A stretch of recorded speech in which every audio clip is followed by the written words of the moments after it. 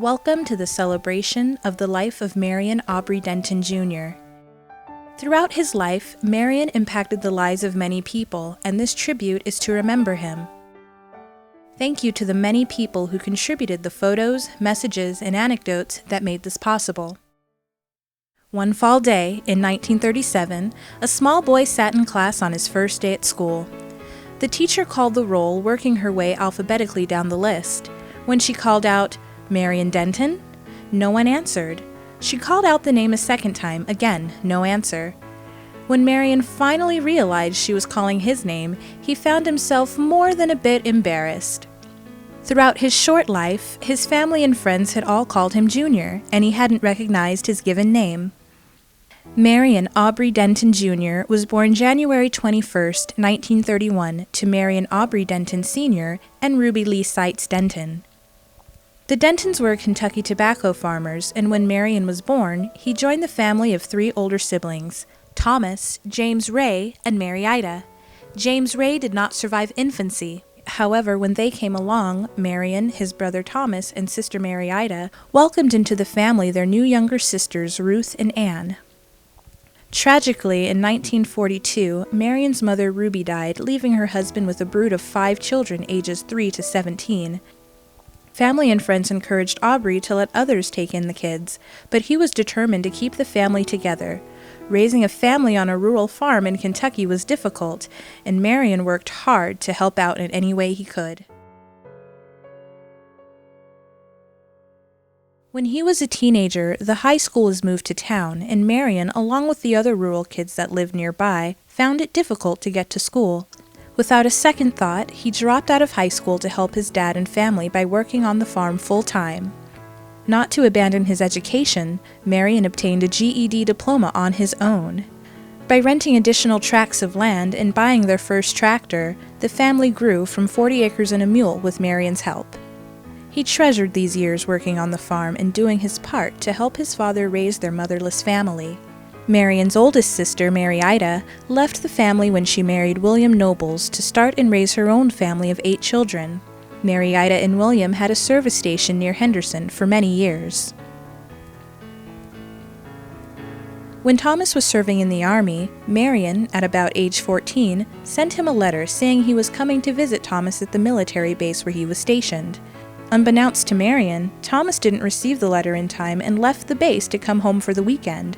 Marion set off on his adventure, ending up lost and by himself in downtown St. Louis. He didn't know anyone there or have anywhere to go. Not one to be deterred, Marion happened to remember he had relatives who lived in St. Louis, and he was determined he would find them. He walked into several storefronts and asked if anyone knew where Aunt Hattie lived, and somehow, before the sun had set, Marion found his way to Aunt Hattie's house. When telling this story, Marion often said he never realized until he was an adult that he should have been scared or frightened to be in that situation. Marion's older brother Thomas served in World War II and took advantage of the GI Bill to get an electrical engineering degree. Marion and Thomas were very close growing up and spent hours together as kids, both getting into and staying out of trouble. Marion looked up to his older brother and was always so proud of Thomas's accomplishments. As an electrical engineer, Thomas worked for NASA from its inception, and Marion always liked to tell people that his brother Thomas had helped to put a man on the moon. Once, Marion and Thomas found an old John boat buried in the mud on a bank of a river. The two boys dug out the boat, cleaned it up, scrounged around, and found a small outboard motor. They fashioned crude water skis out of barrel slats and tried their hand at water skiing. The John boat, with its small motor, barely had enough power to pull the boys out of the water. They continued their search, progressively working their way up through longer boats with more powerful motors to eventually end up in a 20-footer with a powerful motor about which Marion said, "That one was a rascal." Marion enlisted in the Army during the Korean War and went to Oklahoma for basic training. During this time, he learned to sew and repair parachutes. These sewing skills came in handy the remainder of his life, including the period during 2009-2010 when he was losing weight from the radiation and chemotherapy treatments he was undergoing and needed to keep taking in his britches. He served his 2 years in the army in the States and never made it overseas. During his military service, Marion made many friends that he stayed in touch with over the years. After leaving the army, he returned home to the family farm and continued farming for a few more years. Marion's sister Ruth married Oscar Bunch and worked at the American Red Cross for many years.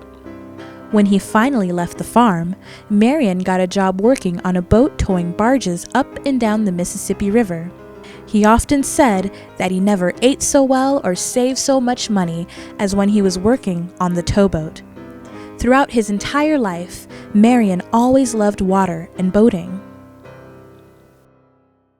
After leaving his job on the towboat, Marion moved to Washington, D.C. to take a job working on compressors. He and his baby sister Anne, who worked as a civilian for the Navy at the Pentagon during this period, lived together in Tacoma Park, Maryland. Marion was always close with his brother Thomas and sisters Mary Ida, Ruth, and Anne. In 1966, Marion was on a service call at a florist in a slightly shady part of town that overlooked the Potomac River. He noticed a woman standing next to the river who looked a little lost. Marion walked over, introduced himself, and offered assistance. The woman turned out to be Josephina Monroy, who was indeed lost and spoke very broken English. Josephina had come to Washington, D.C. from Mexico and was attending Georgetown University pursuing a degree in chemistry. Marion offered Josephina a ride home, and they soon began dating. Marion's family knew it was serious because it was the first girlfriend he had ever brought home to meet the family. Marion and Josephina married December 25, 1966, in Henderson, Kentucky. Josephina had attended Georgetown University on a scholarship and was obliged to return to Mexico to fulfill a work requirement as part of the scholarship. So, in 1967, the two packed their car full of stuff and moved to Mexico City.